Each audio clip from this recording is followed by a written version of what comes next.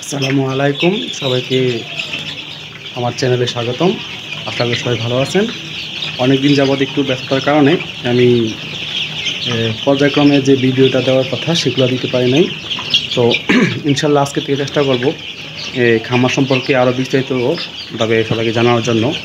তো আজকে আমার এখানে কিছু এই যে এখানে 500টা কালার বার্ড মুরগি আছে।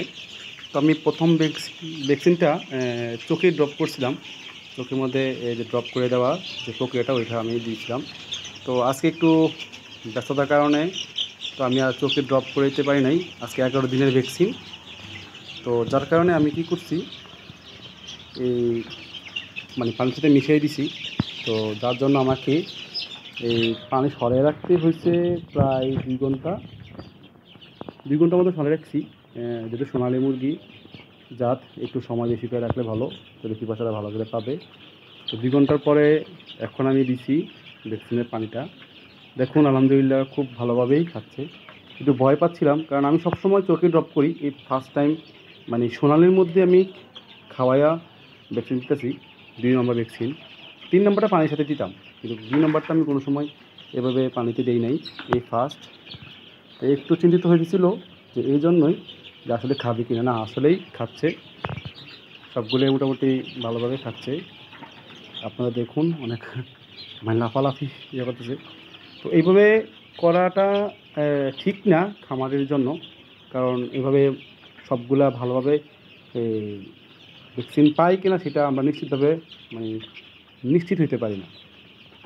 যার কারণে আমরা সবাই চেষ্টা করবো যে চোখে ড্রপ করার জন্য। হয়তো একটু কষ্ট হয় বা একটু সময় লাগে, আমার আজকে এইভাবে করার উদ্দেশ্য হচ্ছে আমি একটু ব্যস্ততার কারণে আমি সময় পাচ্ছি না, তো যার কারণে আমি এভাবে দিয়ে দিচ্ছি। তো সবাই ট্রাই করবেন চোখে দেওয়ার জন্য। চোখে দেওয়ার জন্য 11 দিনের ভ্যাকসিনটা হচ্ছে গাম্বুর ভ্যাকসিন। গাম্বুর ভ্যাকসিনটা আপনার 11 দিনে দিতে হয়, তারপরে আবার 17 বা 18 দিনে দিতে হয়, তারপরে 21তম দিনে আবার দিতে হবে রানীক্ষেত।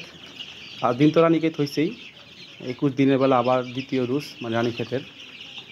তো এইভাবে করে 4টা ভ্যাকসিন কোর্স করলে ইনশাল্লাহ আপনার খামারে আর কোনো সমস্যা হওয়ার কথা না। সেটা বাকিটা হইলে আল্লাহ ভরসা। আর ম্যানেজমেন্ট ঠিক রাখবেন, তাহলেই হবে। লিটার পরিষ্কার রাখতে হবে, যেমন ঝরঝরা, এই যে আমি ঝরঝরা রাখতে হবে, এগুলা ঝরঝরা থাকে। মুরগি যাতে ঘরের মধ্যে কোনো গন্ধ না থাকে। তারপরে খাবার ঠিকঠাকভাবে দিতে হবে, ওষুধ। তারপর মুরগি কোনো সমস্যা হচ্ছে কি না, জিমাচ্ছে নি, বা মুরগির পায়খানার কোনো সমস্যা আছে কি না, সবগুলো খেয়াল করে ম্যানেজমেন্টটা ঠিক রাখতে হবে। ইনশাআল্লাহ আপনার খামার নিজ গতিতেই চলে যাবে। তো ইনশাল্লাহ দোয়া করবেন আজকে থেকে বা এখন থেকে রেগুলার ভিডিও দেওয়ার জন্য। সবাই আমার চ্যানেলের সাথে থাকবেন। সবাইকে ধন্যবাদ শেষ পর্যন্ত দেখার জন্য। আসসালামু আলাইকুম।